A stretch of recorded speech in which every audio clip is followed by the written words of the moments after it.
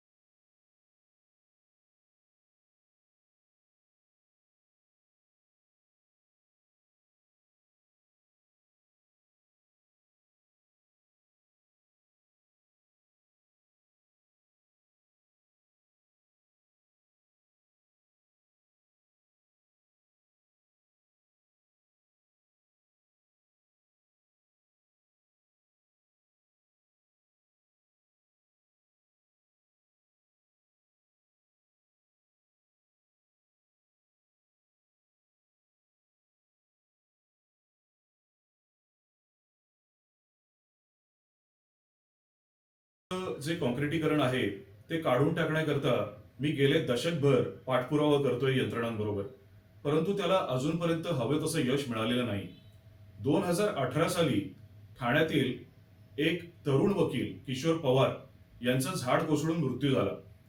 त्यानंतर त्यावेळेचे तत्कालीन आयुक्त श्री संजीव जयस्वाल यांनी एक तांत्रिक समिती गठीत केली की ठाण्यामध्ये सातत्याने वृक्ष का कोसळतात याची चाचपणी करावी। त्या तांत्रिक समितीने त्यांचा जो अहवाल दिला त्यामध्ये स्पष्टपणे असं नमूद केलं होतं की हे जे वृक्ष कोसळत आहेत त्याला एकमेव कारण आहे ते म्हणजे झाडांच्या मुळात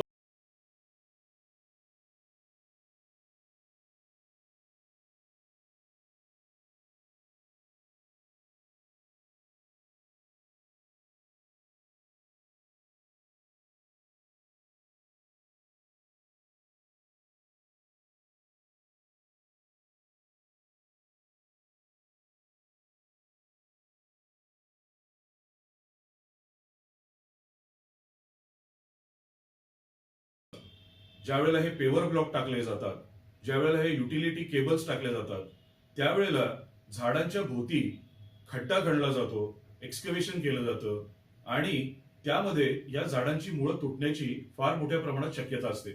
आणि आत्ता आपण जी कोसळलेली झाडं बघितली, अगदी परवाची जी चेंबूरची घटना आहे, त्यामध्ये सुद्धा बीएमसीनी जी अपॉइंट केलेली तांत्रिक समिती होती त्यांनीही त्यांच्या अहवालामध्ये स्पष्ट केलेलं आहे की 4 महिन्यापूर्वी जे तिथे रस्त्याचं बांधकाम झालं त्यावेळेला तिथली त्या झाडाची जे झाड उन्मळून पडलं त्याची मुळं ही क्षतिग्रस्त झाली होती आणि त्याचप्रमाणे हे बरेच वर्ष कॉन्क्रीट खाली दाबलं गेलेलं असल्यामुळे सुद्धा आतून ते पूर्णपणे पोखरलं गेलं होतं। त्यामुळे आत्ता जर मुंबईमध्ये आपण जेवढी झाडं पडलेली आहेत त्या झाडांचं जर का निरीक्षण केलं तर आपल्याला हे सहज लक्षात येईल की ह्याच्यातली 95% झाडं ही वृक्षांच्या मुळाशी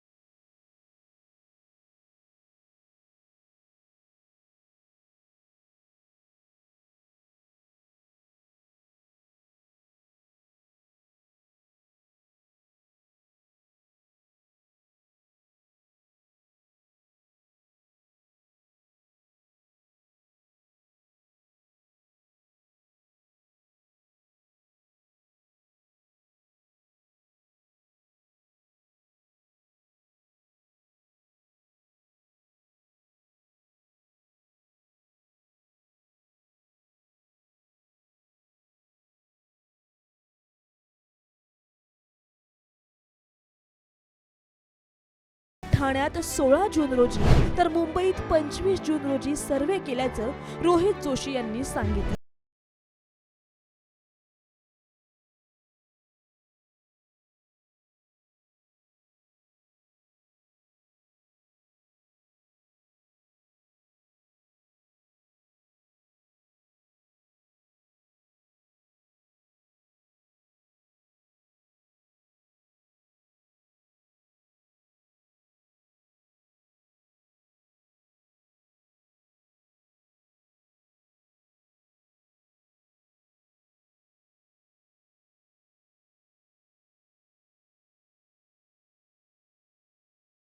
जी आणि MC मॅडम अश्विनी भिडेताई त्यांना पण एक सांगितलं आहे की एक वृक्ष प्राधिकरण म्हणून आपल्याला एक नवीन विभाग बनवावा लागणार, त्याच्यामध्ये एक IAS ऑफिसर पण द्यावा लागणार.